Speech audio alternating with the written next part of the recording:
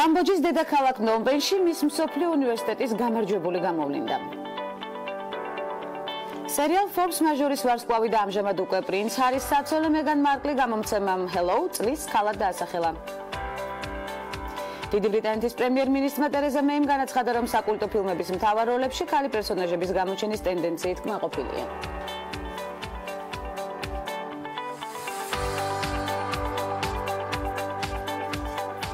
მორიგი სამუშაო კვირა და აქტიური ორშაბათი ულოცავ ქრისტეშობას მათ, ვინც დღევანდელ დღეს აღნიშნავს დღესასწაულს, მზად ვართ მორიგი სამუშაო კვირის ბედნიერი დასაწყისისთვის და აქტუალური თემების განხილვისთვის.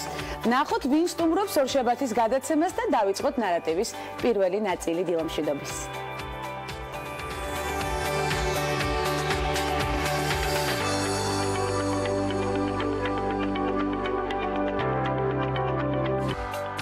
ევროკავშირთან ინტეგრაციის საკითხი და ეტაპები. ევროპის ფონდის პრეზიდენტი ქეთევან ვაშაკიძე სტუმრად ქალების ნარატივში. ავსტრიაში 12 წლიანი მოღვაწეობა და მეგრული მოტივები ეთნო-ჯაზურ კომპოზიციებში. ჯაზ-მომღერალი თეონა მოსია ორშაბათის ნარატივით. ეს ქალების ნარატივია გვანცალ აღიძესთან ერთად.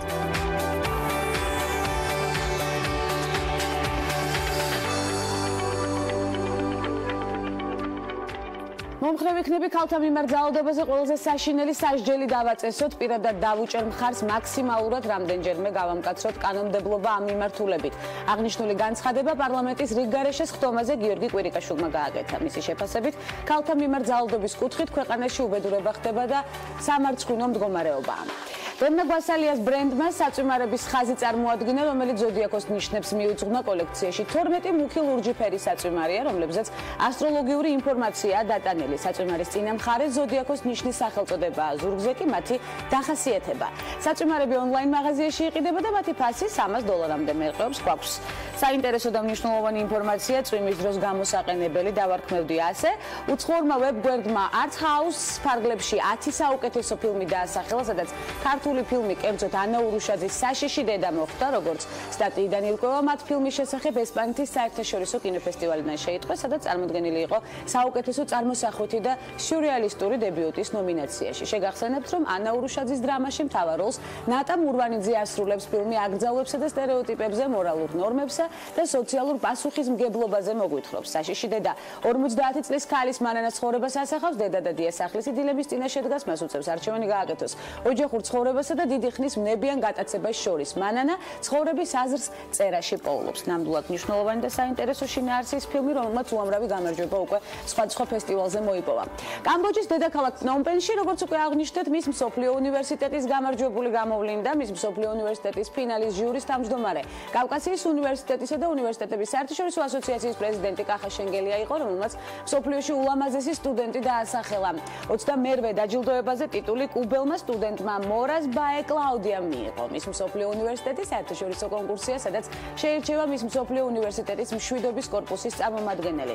კონკურსში ყოველწლიურად 100-მდე სტუდენტი მონაწილეობს. კონკურსი 1986 წლის გაეროს რეზოლუციის შესაბამისად შეიქმნა, აქვე აღნიშნოთ, მშვიდობის საერთაშორისო წელიწადთან დაკავშირებით უნივერსიტეტთა პრეზიდენტების საერთაშორისო ასოციაციის ორგანიზებით. მის მსოფლიო უნივერსიტეტის საორგანიზაციო კომიტეტის შტაბ-ბინა ამერიკის შეერთებულ შტატებში, ნიუ-იორკში მდებარეობს. 2018 წელს მის მსოფლიო უნივერსიტეტი მალაიზიაში ჩატარდება და დაველოდებით ცხადია უკვე მოვლენების განვითარების. მორიგი ნარატივი უკვე ვენიდან გველოდება, საინტერესო სტუმრის მოლოდინში რამდენიმე წამი გავა.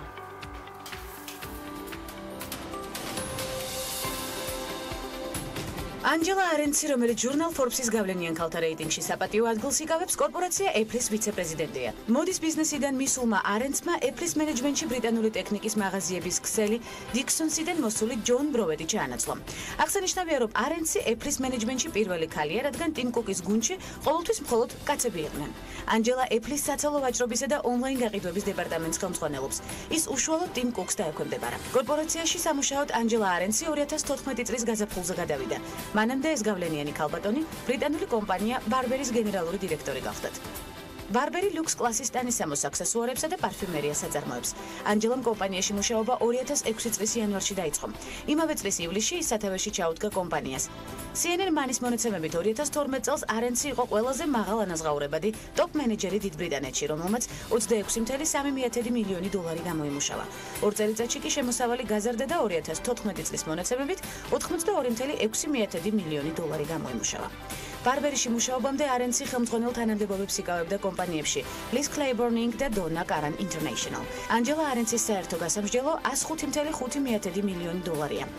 CNN მანიმ კი 2016 წლის ყველაზე მაღალ ანაზღაურებადი ქალების რეიტინგი გამოაქვეყნა, სადაც არენცის შემოსავალი 25.8 მილიონი ამერიკული დოლარია.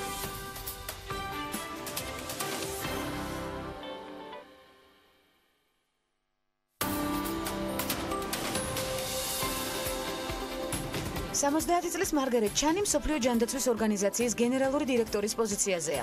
გლობალური ჯანდაცვის ორგანიზაციაზე პასუხისმგებელი ქალბატონი ჩინეთშია დაბადებული, დაოჯახებულია და ყავს ერთი შვილი.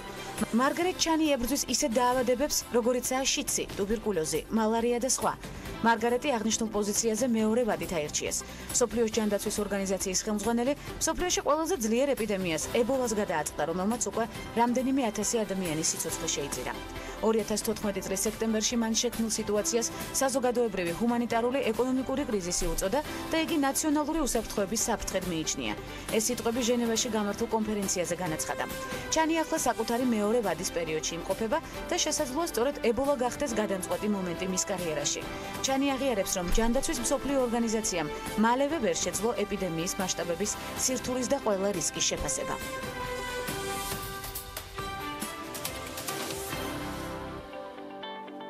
ავსტრიაში 12 წლიანი მოღვაწეობა და მეგრული მოტივები ეთნო-ჯაზურ კომპოზიციებში. ჯაზმომღერალი თეონა მოსია ორშაბათის ნარატივით ვენიდან, როგორც უკვე აღნიშნე, ავსტრიიდან მოგვესალმება.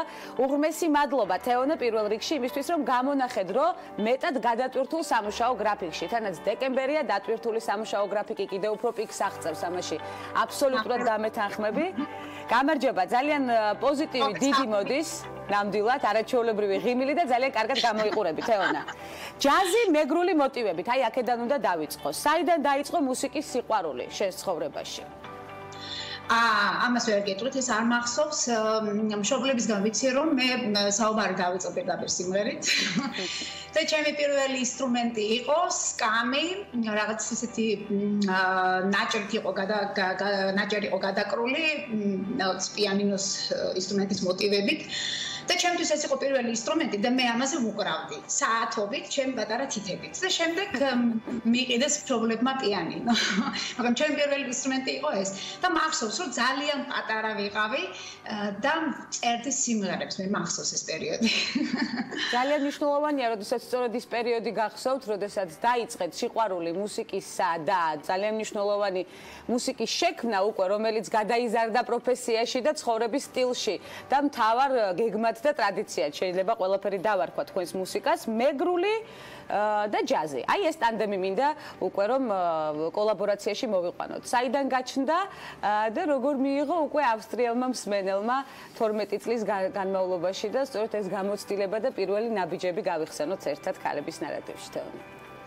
კი ბატონო, მე რა თქმა უნდა თავიდან, როდესაც გადავწყვიტე, რომ ჯაზ ვოკალზე მე სწავლა, საერთოდ არ მიფიქრია იმაზე, რომ მე მეგრულ ჯაზს ხელს მოვკვიდებდი ან ქართულ ჯაზს. მაგრამ ყავდა ლექტორი ვოკალში, თვითონ ბალკანურ ჯაზს აკეთებდა და მითხრა, რომ შენ არ იცი რა საგანძურს ფლობ, შენი ფოლკლორი ეს არის საოცრება და შენ ამჩვენიერ დღეს ძალიან სერიოზულად უნდა იფიქრო ამაზე, ამ პოტენციალს მე ვხედავ შენში. მივესალმებით მას და დიდ მადლობას გადავუხდით აქედან, თბილისიდან. ყოველთვის ყველგან მუხდი ხოლმე მადლობას. და რა თქმა უნდა მან მომცა ძალიან დიდი ძალა და ენერგია ამისათვის, რომ ეს მუსიკა გამეკეთებინა. მაგრამ რა თქმა უნდა მე ძალიან ეჭვის თვალით უყურებდი მაინც თავიდან ამ ყველაფერს. წერდი, რა თქმა უნდა, სიმღერებს, ჩემი პირველი სიმღერა ან აღმოჩენა შეიძლება ითქვას, ეს არის ერთ ჯაზის სტანდარტი Afro Blue, რომელიც ძალიან გავდა მოხეურ სიმღერას და მე როგორც კი მოვისმინე ეს სიმღერა, მივხვდი, რომ აი თუმე მართლა პოტენციალი ყოფილა და ეს იყო ჩემი პირველი სიმღერა იყო Afro Blue, რომელსაც კიდე მოხეურს ვეძახი, რომელსაც არანჟირება გავუკეთე და აქედან წამოვიდა ეს იდეა. შემდეგ 2014 წელს იყო ასეთი ღონისძიება რადიო ORF-ის მიერ ორგანიზებული ძეგლთადაცვის დღეს სახელის ფაბრიკაში, სახელ ფაბრიკ, ეს სახელი ცხოვრობდა გარკვეული პერიოდი საქართველოში და მე რაღაც ქართული კულტურაც ჩამოიტანა ვენაში და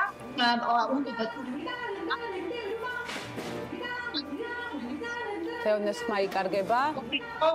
4 საათის განმავლობაში ყოფილიყო ქართული სიმღერა და შემომთავაზეს. მე რა ცოტა შიშით შევხედე ამ ყველაფერს, მაგრამ როგორც ყველაფერი 3-4 თვით ადრე იგეგმება ყოველთვის აქ, თქვი რომ მაქვს ამისათვის საკმარისი დრო და მე ამაზე უარი ავთქვი და აქ იყო ჩემი პირველი კონცერტი, სადაც მე წარვადგინე მეგრული და ქართული ჯაზი.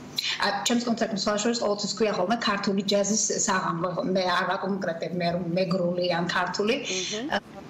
ძალიან მნიშვნელოვანი კოლაბორაცია, როგორც უკვე აღნიშნე, საინტერესოა მსმენელი როგორ ხვდება ამას. რამდენად ბევრი თაყვანისმცემელია, რამდენად ბევრი სიყვარულია და დიდი ემოციები მე ამას კარგად ხვდები, თუმცა მინდა რომ აუცილებლად გაიგოს ჩვენმა მაყურებელმაც, როგორ შეხვდნენ პირველ ნაბიჯებს ავსტრიაში უცხოელი მსმენელი და მაყურებელი თქვენს მუსიკას და შემდეგ როგორ განვითარდა ეტაპობრივად. წარმატების ის დეტალები გვჭირდება, რომელიც მამოტივირებელი იქნება ჩვენი მაყურებლისთვის, ცხადია. ეს იყო, რა თქმა უნდა, პიანისტთან ერთად იყო ეს კონცერტი და ამ კონცერტზე უკვე ისეთი გამოხმაურება იყო, მე უკვე მივხვდი, რომ პაუზა უნდა გამეკეთებინა კლასიკურ ჯაზთან, ალბათ და უნდა დამეწყო ძალიან სერიოზულად ამ მიმართულებით მუშაობა. და რა თქმა უნდა, შემდეგ ჩემს პიანისტთან ნიკოლას ანოშევიჩთან ერთად გაჩნდა იდეა, რომ ჩვენ შევექმნა ბენდი და მისი რეკომენდაციით ბენდში მივიღეთ მართლაც საუკეთესო მუსიკოსები და აქედან უკვე 2014 წლიდან ძალიან აქტიურად ვუკრავ ქართულ ჯაზს ავსტრიაში. რა თქმა უნდა, გამოხმაურება რომ არ ყოფილიყო, ისეთი პუბლიკიდან, ამას ჩემთვის ძალიან დიდი მნიშვნელობა აქვს, როდესაც პუბლიკას მუსიკა მოსწონს, რომ არ ყოფილიყო პუბლიკის მხრიდან ესეთი мотиваცია, მე რა თქმა უნდა არ გავაგზელებდი ამ მიმართულებით მუშაობას. თეონა, მოსწავლეებსაც ძალიან უყვარხარ, ვიცი, რამდენად ბევრი მოსწავლე დაგიგროვდა უკვე და რამდენად ბევრი ნიჭი აღმოაჩინე ავსტრიაში. ქართული შეხედულებით. სცენაზე დგომა არის ჩემთვის ძალიან მნიშვნელოვანი, მაგრამ ამ დროს ასევე ძალიან მნიშვნელოვანი არის პედაგოგიური მოღვაწეობა. ოჯახში ყველა პედაგოგი მყავს, სწორედ არ შეიძლება, რა თქმა უნდა, მათ არ აქვს მუსიკასთან არანაირი კავშირი. ისინი ფილოლოგები არიან, მაგრამ ბუნებით ვარ ნამდვილად პედაგოგი და ეს არის ჩემთვის არაჩვეულებრივად სასიამოვნო პროცესი. ხანდახან ვთვლი რომ ეს საერთოდ არ არის მუშაობა, ეს არის უბრალოდ ისეთი დიდი ბედნიერება, რასაც მე განვიცდი, როდესაც ჩემს ცოდნას უზიარებს სხვას და როცა ხედავ შედეგებს, ეს არის არაჩვეულებრივი მომენტი, რომ ვერ ახსნი იმდენად კარგი. ბევრი ნიჭიერი მოსწავლე ყავთ ალბათ. მე ვიცი რომ განსაკუთრებულ სიამოვნებას განიჭებთ სწორედ ნიჭიერი მოსწავლის აღმოჩენა და შემდეგ მათთვის კომპოზიციების დაწერაც ალბათ. როგორია ურთიერთობა მასწავლებელსა და მოსწავლეებს შორის სწორედ ამ მიმართულებით? პრობლემა არასდროს არ მქონია, ყოველთვის ძალიან კარგი დამოკიდებულება მქონდა ჩემს მოსწავლეებთან, იმიტომ რომ მე ვიცი მათ რა სჭირდებათ. მე როცა მესმის ხმა უკვე ვიცი რა მიმართულება მივცე ამ ხმას, ჯაზშიც არის სხვადასხვა მიმართულებები, რა თქმა უნდა, და არა მარტო ჯაზში და მე ვარ ასევე ამავე დროს ვარ მათი მეგობარიც და ეს რა თქმა უნდა აადვილებს ყველაფერს. თქვენს კონცერტებში თუ იღებენ მონაწილეობას თეონა ბავშვები? მე მაქვს ხოლმე კონცერტები, ესეთი რიმტირი ჯაზის კონცერტები, ესეც მოვიდა ერთ-ერთი ეს იდეა მივიღე მაშინ, როდესაც შემომთავაზეს, რომ უცხოელი ბავშვებისთვის მემღერა ქართული საბავშვო სიმღერები, რა თქმა უნდა არანჟირებული და მითხრეს, რომ აუცილებლად რაღაცა სახელი უნდა მოვიფიქრო.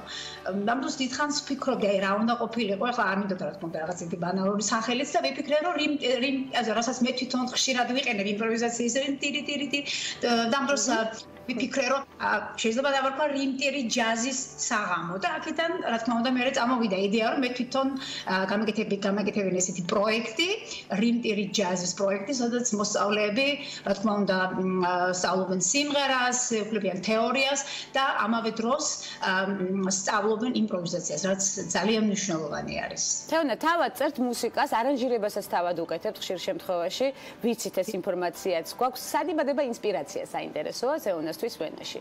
საქართველოს წარმოდგენა გიწევთ თუ არა, ხანდახან. მე მაინც მგონია, რომ ეს ელემენტიც არის ქართული, რა თქმა უნდა, მშობლიური მიწაწყალი და ის ემოცია და мотиваცია, რომელიც აქედანაც მოდის. სად იბადება თქვენთვის ინსპირაცია?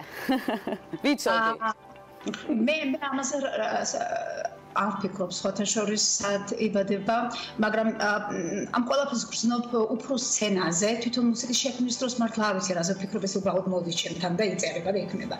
მაგრამ თვითონ სცენაზე ყოფნის დროს ძალიან ხშირად მიფიქრია თუნდაც, რომ აი ახლა მე ვარ სახლში, ან საქართველოში, ან ნამდვილად მიგრძნია თითქოს მე ვდგავარ ჩემს მიწაწყალზე, მაგრამ თვითონ მუსიკის შექმნის დროს ნამდვილად ვერ გეტყვით რას გრძნობ, რას ვფიქრობ, ამას ვერ ახსნი. მუსიკას წერა ხან ქუჩაში, ხან სეირნობის დროს, ხან სახლში.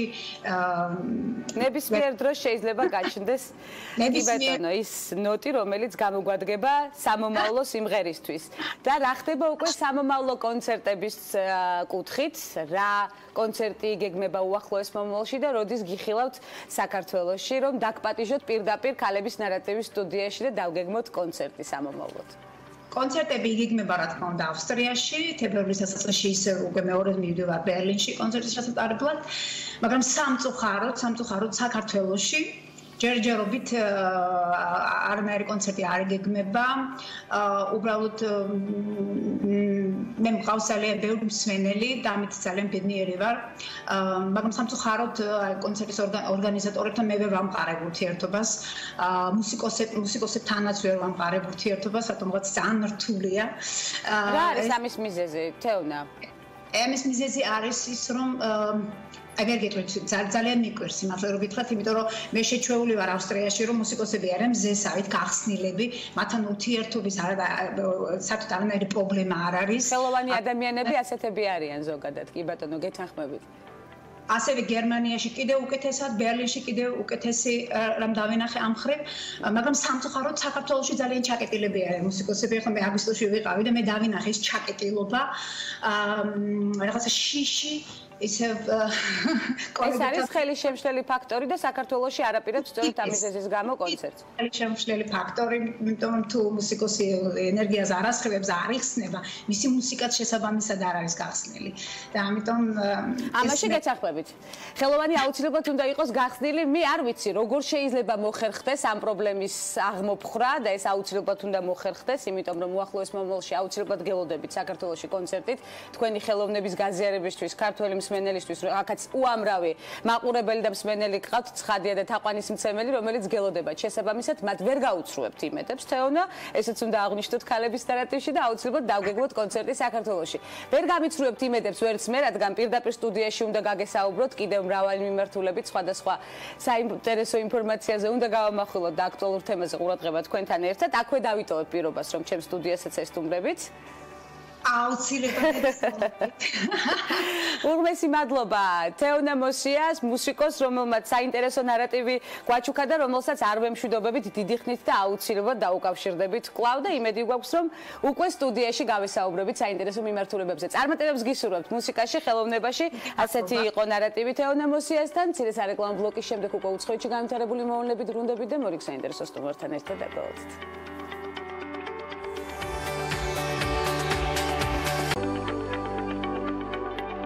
დაბრუნდებით რეკლამის შემდეგ უკვე უცხოეთში განვითარებული მოვლენებით სერიალ Force Majeure-ის ვარსკვლავი და ამჟამად უკვე პრინც ჰარის საცოლე მეგან მარკლი გამოცემამ Hello წლის ქალად დაასახელა.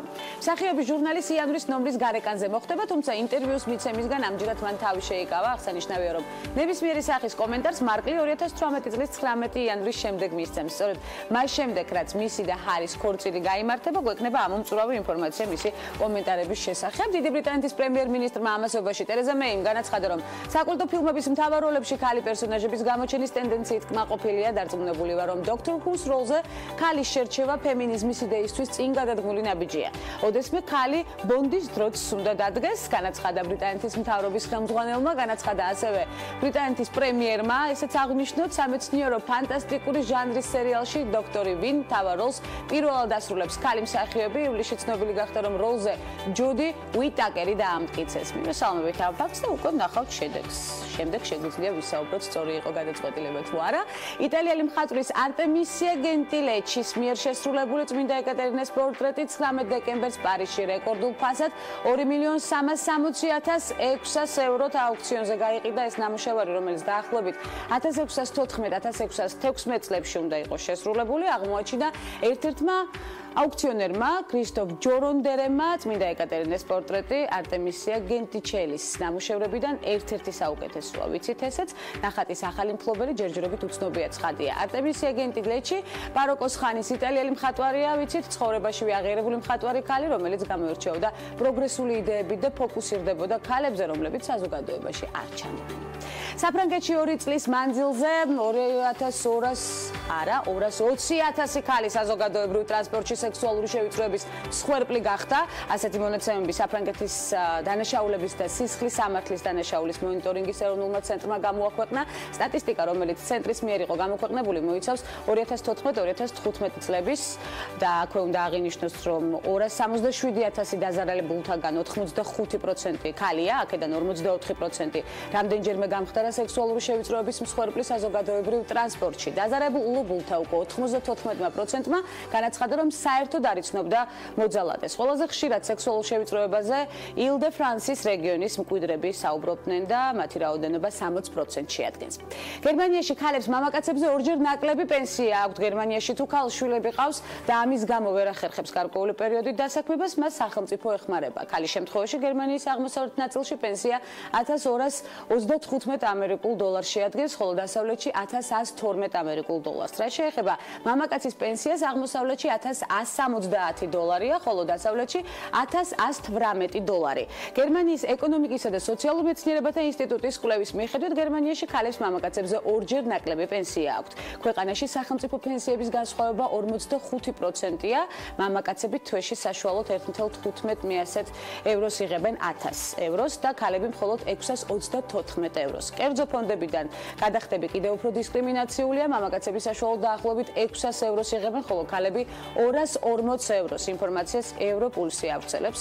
როგორც ექსპერტები განმარტავენ, აქვე აღნიშნოთ ესეც, განსხვავება ქალებისა და კაცების პენსიების საშუალო ზომას შორის არის ის, რომ ქალები უფრო ხშირად გადიან შვებულებაში, ნახევარგანაკვეთზე მუშაობენ, ან უბრალოდ ნაკლები ანაზღაურება აქვთ. ექსპერტების აზრით, ახლო მომავალში პენსიების თანასწორობა დღის წესრიგში არ დგას. აღსანიშნავია ისიც, რომ პენსია პირველად გერმანიაში კანცლერ ბისმარკის პოლიტიკის წყალობით დაწესდა. ეს 1889 წელს მოხდა და პენსია 70 წლის ადამიანებს დაუწესდა. თუმცა მაშინ გერმანიაში სიცოცხლის საშუალო ხანგრძლივობა 45 წელი იყო, ამიტომ სახელმწიფოს მიერ დაწესებული შეღავათით ერთეულები სარგებლობდნენ. გადავინაცვლოთ უკვე უკრაინაში. უკრაინაში გააუქმეს ჯანდაცვის სამინისტროს 256 ბრძანება, რომელიც პროფესიის არჩევისას ზღუდავდა ქალთა უფლებებს და ქალებისთვის 450 სპეციალობაზე აკრძალვებს აწესებდა. ამის შესახებ უკრაინის დეპუტატმა ირინა სუსლოვამ თავის Facebook-ის გვერდზე დაწერა.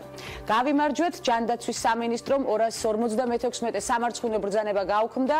მრავალთვიანი ბრძოლა, რომელიც აპრილში დაიწყო, ფლეშმობით ქალს ყველაფერი შეუძლია და წარმატებით დამთავრდა კიდეცო, აღნიშნა მან. დეპუტატის განცხადებით, ამ ბრძანების გაუქმება უნდა გახდეს პირველი ნაბიჯი შრომით ურთიერთობებში ქალთა დისკრიმინაციასთან ბრძოლისთვის. მან ასევე აღნიშნა, რომ ამას მოყვება ისეთი პრობლემების დარეგულირება, როგორიცაა გენდერული სეგრეგაცია, დასაქმების დროს სექსიზმის სამუშაო ადგილზე და უსაფრთხო სამუშაო პირობების შექმნა. რამდენიმე წამში ევროკავშირთან ინტეგრაცია უკვე შედეგიანი ნაბიჯები და გასაკეთებელი საქმეც კომპეტენტურ სტუმართან ერთად დაგველოდეთ.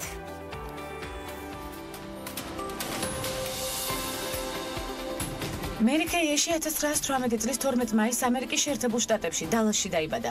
ის მსოფლიოში ცნობილი კოსმეტიკური ბრენდის Mary-Kay Cosmetics-ის დამფუძნებელია. 2000 წელს ორგანიზაციამ Lifetime Television Online ის მე-20 საუკუნის ყველაზე გავლენიან საქმიან ქალბატონად დაასახელა. მერის მიერ დაარსებული კომპანიის შტაბ-ბინა ჩრდილოეთ დალასში მდებარეობს და მისი ფართობი 54,000 კვადრატულ მეტრს შეადგენს.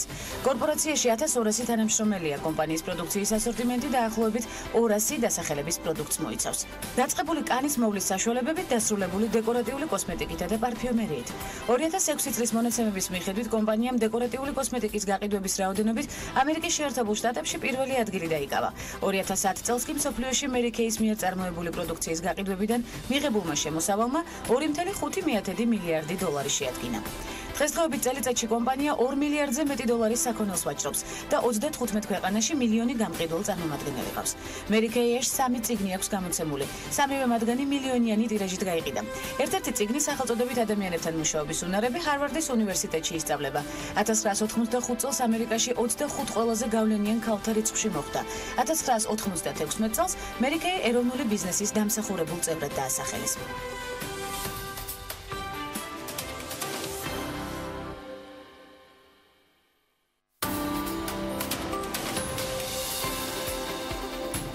Მოსია ჰირონო პირველი ბუდისტი აზიელ-ამერიკელი ქალი, რომელიც ჰავაის სენატორად აირჩიეს 1947 წლის 3 ნოემბერს დაიბადა. ჰირონო ჰავაის დემოკრატიული პარტიის წევრია. მსახურობდა ჰავაის წარმომადგენელთა პალატაში. 1985 წლიდან 1995 წლამდე იყო ჰავაის ლეიტენანტი გუბერნატორი. ადრეულ ასაკში მატერიალური გაჭირვების გამო ჰირონოს სწავლის შეწყვეტა მოუწია. მიზეზი გემბლინგის მოყვარული ალკოჰოლიკი მამა იყო. ოჯახურმა პრობლემებმა საბოლოოდ მშობლების დაშორება განაპირობა. 1959 წლიდან ჰირონო თავიდან შეუდგა სწავლას და ჰავაიში კაჰუმანუს დაწყებითი სკოლის განათლება მიიღო. მოგვიანებით კაიმუკის უმაღლეს სასწავლებელში ჩააბარა. 1970 წელს ჰავაის მანუას უნივერსიტეტში მიიღო ფსიქოლოგის ხარისხი. ასევე სწავლობდა ჯორჯთაუნის სამართლის ცენტრში. მოგვიანებით კი 1978 წელს დაბრუნდა ჰონოლულუში, სადაც სამართლის პრაქტიკები გაიარა. 2013 წლის იანვარში ამერიკის შეერთებული შტატების სენატორობის არჩევნებზე ჰირონომ 63%-იანი უპირატესობით გაიმარჯვა და სენატში ჯო ბაიდენის პრეზიდენტობის პერიოდში ვიცე-პრეზიდენტი გახდა. ჰირონო მესამე ქალია, რომელიც ჰავაის კონგრესზე აირჩიეს ფეთ სიმინკისა და ფეთ საიკის შემდეგ. მნიშვნელოვანია ჰირონოს პოლიტიკა აბორტების თემაზე. ის მიიჩნევს, რომ ქალს აქვს უფლება აკონტროლოს როგორც საკუთარი მომავალი, ასევე სხეული.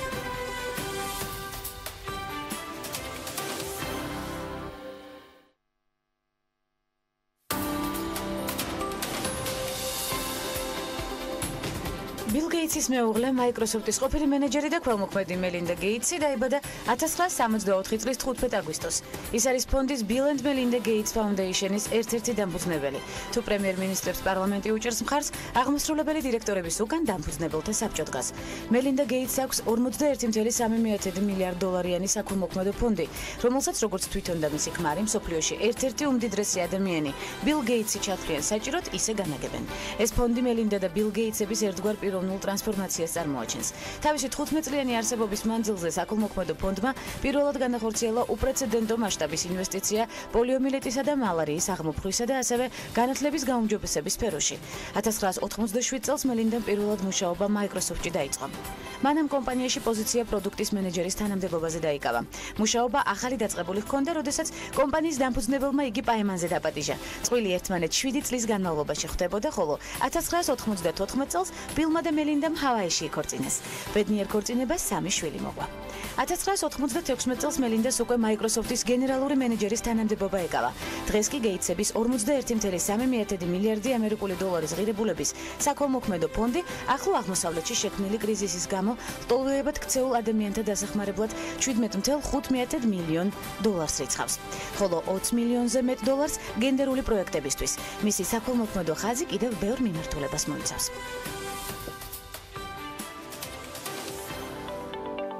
20 2017 წელი სრულდება და ბუნებრივია ქალების ნარატივის იწყებს შედეგების შეჯამებას, რა შედეგები გვაქვს ევროკავშირთან, რა რეგულაციები მივიღეთ და კიდევ რა ვადები დასჭირდება ქვეყანას ევროკავშირთან ინტეგრაციისთვის. ევროპის ფონდის პრეზიდენტი ქეთევან ვაშაკიძე გვერდება პირდაპირ ეთერში. ქეთევან, მოგესალმებით, უღმესი მადლობა პირველ რიგში მობრძანებისთვის. დროის გამონახვისთვის, ნამდვილად დატვირთული პერიოდი გაქვთ თქვენს, ვიცი დეკემბრის თვეა, ახალ წელს როგორ აპირებთ რომ შეხვდეთ? ახალი წლის პერიოდში ალბათ განიტვირთებით და გამონახავთ დროს. დიახ, ვიმოგზაურებ ალბათ. იმოგზაურებთ თქვენი ერთ-ერთი საყვარელი მიმართულება მოგზაურობა, ვიცით ეს ფაქტი. კარგი, დავიწყოთ წლის შედეგებით. ქეთევან, არაერთი პროგრამა აქვს ევროპის ფონდს ცხადია, მათ შორის ახალგაზრდების ინტეგრაციის პროგრამა, სოციალური მეწარმეობა აქვე მახსენდება. დღეს რა კონკრეტული შედეგები გვაქვს და თუ შეგვიძლია ვთქვათ რომელიმე პროგრამაზე რომ ეს ყველაზე წარმატებული და შედეგიანი იყო. ზოგადად გეტყვით ევროპის ფონდის შესახებ. ევროპის ფონდმა ჯერ კიდევ 90-იან წლებში დაიწყო მუშაობა, ოღონდ იყო ეს წარმომადგენლობითი ოფისი ამერიკული ფონდის, რომელსაც ევრაზიის ფონდი ერქვა. და ზუსტად 10 წლის წინ უკვე დავრეგისტრირდით როგორც ადგილობრივი ორგანიზაცია და დღეს მოქმედებს უკვე 10 წელია და 10 წლის შედეგებს ვაჯამებთ ფაქტიურად, შემდეგ წელს შევაჯამებთ. როგორც ადგილობრივი ორგანიზაცია და ჩვენი მისია არის ის, რომ სხვადასხვა ჯგუფები, მოქალაქეები იყოს მეტად აქტიური, რათა გაშეიტონ თავისუფლებები და ეს უფლებები დაიცვან. და როდესაც ეს ინტერესთა ჯგუფები ადამიანები ერთად ერთიანდებიან, ხმას უკეთ აწვდიან. როგორც დიდი ძლიერი გუნდი, პოზიტიური და შედეგიანი. და ზუსტად აი ამ სფეროში მუშაობთ ჩვენ, რომ გავააქტიუროთ, მობილიზაცია გავუკეთოთ, ხშირად ამ ჯგუფებს ინტერესი გააზრებული აქვს, პრობლემას კარგად იციან, მაგრამ არა აქვთ უნარჩვევები, რომ ეს თავისუფლება დაიცვან, მიაწოდონ ინფორმაცია ისე, რომ იყოს შექმნილი ფაქტებზე იყოს დაყრდნობილი ინფორმაცია, რომ შეიცვალოს კანონმდებლობა, რომ შეიცვალოს საჯარო პოლიტიკა იმისათვის, რომ მათ საკეთილდღეოდ იმუშაოს სისტემამ, იმუშაოს სახელმწიფომ, იმუშაოს ბიზნესმა, პასუხისმგებლობა ავიღოთ თითოეულმა და ასევე ინსტიტუციებს ყველაფერი ჩართულია ამაში და საბოლოო ჯამში შედეგებზე თუ ვისაუბრებთ, წელს ახლა თქვენ ახსენეთ ევროინტეგრაცია, რადგან ჩვენ ევროპის ფონდის სახელი დავირქვით იმის გამო, რომ ალბათ ის ძირითადი პრინციპები და ღირებულებები, რაზეც ევროპა დგას, სწორედ ეს გვინდა, რომ მეტად იყოს ჩვენ ქვეყანაში. ეს არის ზოგადი პატივისცემა ადამიანის უფლებების მიმართ, კანონის უზენაესობა და ყველანაირი ძალადობის, ყველანაირი რასიზმის წინააღმდეგ დაგმობა ნებისმიერი ამ მოვლენის. თუმცა ქეთევან, როდესაც რეგულაციებზე ვსაუბრობთ, სწორედ აქ ამ მიმართებაში, რამდენად მზად იყო საქართველო ამ რეგულაციებისთვის თქვენი გადმოსახედით? გეტყვით, იცით რა არის, ეს პროცესი არ დაწყებულა არც წელს, არც რამოდენიმე წლის, როდესაც ერთი წლის წინ მოვაწერეთ, როგორც იცით, ძალში შევიდა ასოცირების ხელშეკრულება. ეს პროცესი ძალიან დიდი ხნის წინ დაიწყო, როდესაც თავისუფლება მოვიპოვეთ და დავადექით იმ გზას, რომ ჩვენი ქვეყანა ყოფილიყო უფრო ინკლუზიური, რომ ყველას უფლება ყოფილიყო დაცული, ეს ავირჩიეთ, არა თავისუფლება ავირჩიეთ. მაშინ დაიწყო, ამიტომ ნელ-ნელა ვემზადებოდით ამისთვის. ეხლა უკვე როგორც ვეძახით, საშინაო დავალებას ვასრულებთ და ის ღირებულებები, რომელიც გვინდა, გადაგვყავს სტანდარტებში. ის სტანდარტები, რომ ყოველდღიურ ცხოვრებად იქცეს. ძალიან რთული არის ჩვენთვის, იმიტომ რომ როგორც სახელმწიფოს მშენებლობა ბოლო 20 წლის განმავლობაში ახალ სახელმწიფოს ვამშენებთ, არა? ახალ ბიზნესი თავიდან წამოიწყო. საზოგადოება სხვანაირს ვაშენებთ, რომ უფრო აქტიური იყოს, უფრო ჩართული იყოს. ამიტომ რთული არის, თუმცა ვხედავთ პროგრესს ვხედავთ. და ერთ მაგალითს მოგიყვანთ, მაგალითად ერთ სფეროში, რომელსაც ჩვენ მუშაობთ, არის სურსათის უვნებლობა. დიახ, კი ბატონო. და მომხმარებელთა უფლებების დაცვა ამ მიმართულებით და ჯერ კიდევ 2008-9 წელს ვიწყებთ ამაზე მუშაობს, როდესაც მახსოვს, როდესაც ჟურნალისტმა სოფლის მეურნეობის წარმომადგენელს კითხვა დაუსვა, ის ქუჩაში გაიქცა და ჟურნალისტი უკან მისდევდა და პასუხისგაცემაც არ უნდა. დღეს უკვე გვაქვს სურსათის სააგენტო, ეროვნული სურსათის სააგენტო, ყავს ბიზნესები, დიახ. ის რა თქმა უნდა იდეალურ მდგომარეობაში არ არის, მაგრამ ის პროგრესს აკეთებს და ჩვენ ყოველ წელს ვწერთ ანგარიშს თუ როგორ მოქმედებს ეს სისტემა და ხედავთ, რომ ყოველ კი ძალიან ბევრი არის. სრულფასოვანი ინფორმაციის დეფიციტი ჯერ კიდევ არის. არის, იმიტომ რომ არა მარტო სურსათის სააგენტოდან ბიზნესებმაც ბევრად უფრო ღია უნდა იყოს და მიაწოდონ ინფორმაცია და რაც მთავარია ჩვენ მომხმარებლები უფრო ორგანიზებულები უნდა იყოს და უფრო უნდა მოვითხოვოთ ეს ინფორმაცია. თუ ჩვენ აქტიურები არ ვიქნებით, მართალი. არც ხედავთ, რომ სადაც ვერთიანდებით, სადაც გავერთიანდებით ხოლმე, სადაც შემდეგ უკვე შედეგსაც ვახცევთ. მე შედეგსაც ნელ-ნელა, მაგრამ ვახცევთ. ეს არის მთავარი. ასევე მინდა კითხოთ სასმელი წყლის ხარისხის უზრუნველყოფის პრობლემებზე. აქ რა მიმართულებაა და რა? ეს ტექნიკური საკითხები არის არის ახლა როდესაც ტექნიკურს უყურებთ, ტექნიკურ საკითხებს, რა თქმა უნდა, ამ საკითხებსაც უყურებთ და ერთი ანგარიში მახსოვს, რომ იყო ნახსენები სასმელი წყლის და იქ იყო მაჩვენებელი ასეთი, რომ ხშირ შემთხვევაში ის კომპანიები, რომლებიც წყალს აწოდებენ მოსახლეობას, მათ უფრო დადებითი მონაცემები აქვს, ვიდრე როდესაც ლაბორატორია დამოუკიდებელი ლაბორატორია ამოწმებს. ან როდესაც შედის ის და როგორც წესი ქალაქებში ნაკლებად არის ამის პრობლემა, თუმცა აქაც არის ხოლმე, ეს უფრო ძირითადი სასმელი წყლის პრობლემა და მისი ხარისხის პრობლემა არის სოფლად. კი ბატონო, ამ პრობლემას არაერთხელ განვიხილავთ კიდევ, დარწმუნებული ვარ, შედეგებზეც ორიენტირდებით და გვექნება კიდეც დარწმუნებული ვარ შედეგები, როდესაც ასეთი აქტიური ნაბიჯები იტყვება, ეს ამის მაგალითია. მოდი თქვენზეც ვისაუბროთ, ქეთევან, უკვე გადაცემის მიწურულს განათლება მიიღეთ თბილისის სახელმწიფო უნივერსიტეტში, საერთაშორისო მართვის ხარისხით ლონდონის ეკონომიკური სკოლის ეს პერიოდია, მე მგონი თუ არ ვსწრები, ედინბურგი და კოლუმბიაც იყო უკვე უნივერსიტეტში და ეკონომიკურ გეოგრაფიაზე სწავლობდი. ეს იყო პირველადი პროფესიული პირველის დიახ და მე უკვე აქ სადოქტოროს ვაკეთებდი, საკანდიდატოს როგორც იყო და გაცვლილ პროგრამაზე ვიყავი ედინბურგში. შემდგომ ვიყო უკვე კოლუმბიის და წელს სექტემბერში დავასრულე ბიზნესს. ახლა აგრძელებთ სწავლას ნიუ-იორკში თუ ჯერ? არა, 2 წელი გრძელდებოდა და სექტემბერში დასრულდა და დიახ დასრულდა. ძალიან ბევრ მიმართულებას აერთიანებს პრინციპში და ძალიან ბევრ აქტივობას მე შემიძლია თამბათქო, როცა თქვენს მონაცემებს გადავხედე, როგორია თქვენი დროის მართვის პრინციპი. ეს არის ერთ-ერთი მნიშვნელოვანი საკითხი, რომელზეც ყოველთვის ჩემს სტუმრებს ვეკითხები და ვიზიარებ მათ გამოცდილებას. როგორ უნდა მართოთ სწორად დრო, როცა ძალიან ბევრი საქმე გვაქვს და შეთავსება გვიწევს. როგორც წესი და მარტო მე არ ვიტყვი ბევრი იყო, რაც უფრო ბევრი საქმე გვაქვს, მეტად უფრო უკეთ მართავ დროს რაღაცნაირად. ბევრს არ უთქვამს, ეს რამდენიმე თქვა, კი ბატონო. იცით რა არის, ნუ სამსახური რა თქმა უნდა, რომელსაც ძალიან ბევრ დროს უთმობ, მაგრამ ამავე დროს დავინახე, რომ უკვე როდესაც ფონდი საკმაოდ კარგად მუშაობდა, უკვე გაიმართა სისტემები ფონდშიც, საშუალებდა მინდოდა რომ გვინდოდა გუნდს საერთოდ რომ ასევე ჩვენ ხელს უწყებთ სოციალურ მეწარმეობას და ამ მიმართულებით გვემუშავა ჩვენც და ჩვენც საწარმო დაგვეწყო, ამიტომ აუცილებლად უნდა შემეძინა ეს უნარჩვევები, რაც ბიზნესის მართვას შეეხება და ამიტომ გადავწყვიტე ჯერ კურსით, გადავწყვიტე რომ რაღაც კურსი ამიღო, მაგრამ მე ვთქვი რომ სრულად ავიღებდი და ამ დროს იყო თქვენ კითხვას რომ დავწერო, ამ დროს იყო ალბათ ყველაზე რთული, იმიტომ რომ როდესაც მუშაობ და სწავლობ და სწავლა ძალიან ინტენსიური არის, ძალიან რთული არის და ამ ძალიან გამიჭირდა თუ სხვა დროს მეგობრებთან, ოჯახთან ბევრ დროს ვატარებდი, ამ დროს ძალიან გამიჭირდა რომ მათთან დრო გამეტარებია, ხშირად მენახა და ფაქტობრივად სამუშაო და სწავლა იყო და ძალიან ცოტა ოჯახის და მეგობრების ხარჯზე დიახ ცხადია, რაღაცის დათმობა რაღაც პერიოდს გვიწევს, თუმცა შემდეგ უკვე შედეგზე ვართ ორიენტირებულები და აუცილებლად ვანაზღაურებთ იმ დაკარგულ პერიოდს. ეს არის მნიშვნელოვანი. თუმცა ახალ მეგობრებსაც იძენ იმ კომუნიკაციას. დიახ, არა, როდესაც სწავლობ ან მუშაობ, რა თქმა უნდა, კოლეგებს იძენ, თანამოაზრეებს იძენ და წრეც ფართოვდება ალბათ და მათანაც ბევრ დროს ატარებ მე მათანაც. ცხადია, ეს მხოლოდ წაგვადგება საქმისთვისაც, მათ შორის საერთაშორისო განათლების ერთ-ერთი პრიორიტეტი სწორედ ეს არის. სხვადასხვა კომუნიკაციების გაღრმავება და შემდეგ თქვენი ქვეყნისთვის გამოყენება და სხვადასხვა საქმისთვის. ბუნებრივია ამ ყველაფრის მხოლოდ და მხოლოდ პოზიტიურ ჭრილში. მე ძალიან დიდი იმედი მაქვს, რომ კვლავ შევხვდებით ერთმანეთს გადაცემაში ქალების ნარატივი. ძალიან ბევრი საკითხი გვაქვს ყოველთვის განსახილველი, შედეგი, რომელზეც უკვე ვისაუბრეთ და კიდევ მრავალი გეგმა, რომელიც გაქვთ დასახული, დარწმუნებული ვარ და ამაზეც მოგვიწევს საუბარი პირდაპირ ეთერში. ქეთევან ვაშაკიძე, ევროპის ფონდის პრეზიდენტი, საინტერესო ნარატივით შემოგვიერთდა ქალების ნარატივის არეალში, გადაცემა, რომელიც რა თქმა უნდა ყოველთვის ორიენტირებულია აქტუალურ თემებზე, მნიშვნელოვან საკითხებზე და წარმატებული მაგალითების გაზიარებაზე. ასეთი იყო დღევანდელი ნარატივი. ხვდებით ერთმანეთს ხვალ ზუსტად 11 საათზე, რა თქმა უნდა, TV Pirvelis პირდაპირ ეთერში. ბედნიერ ორ შაბათს გისურვებთ.